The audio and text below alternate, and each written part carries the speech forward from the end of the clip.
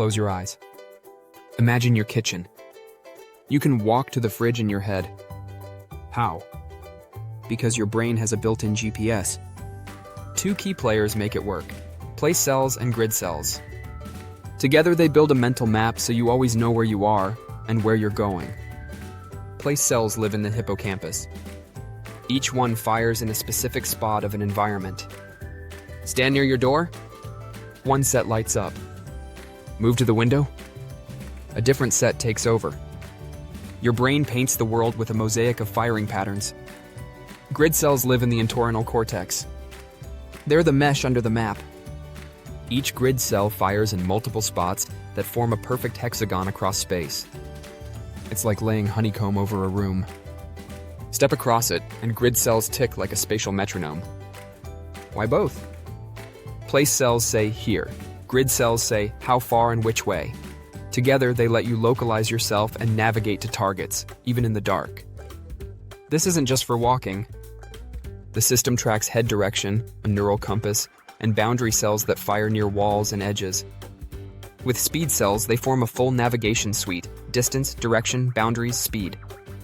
Magic trick: path integration. Even without landmarks, you can estimate where you are by adding up your steps and turns. That's grid cells plus speed plus direction, keeping a running tally until landmarks recalibrate the map. Your maps are context sensitive. Walk into a new building, place cells remap. Same grid scaffold, new texture on top. That's why a familiar cafe feels instantly known, but a new one needs a few laps before it clicks. It's not only physical space.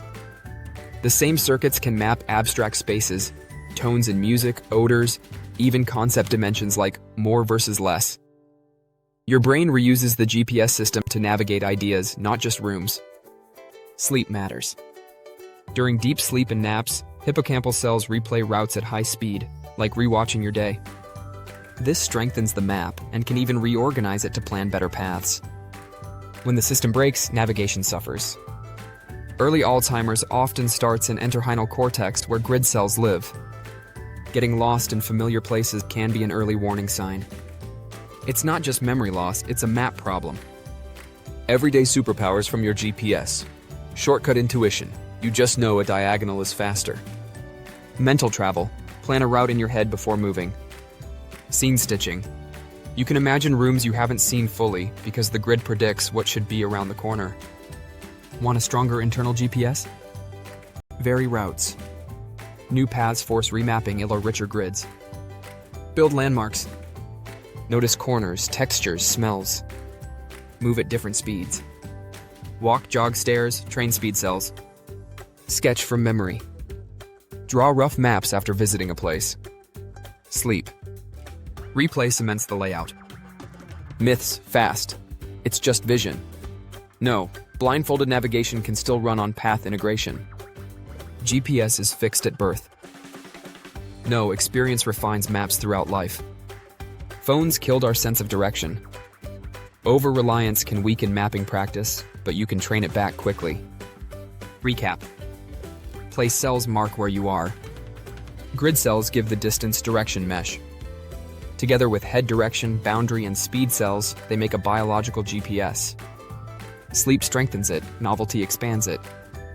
You navigate spaces and ideas with the same code. You don't just remember places. You compute them, live.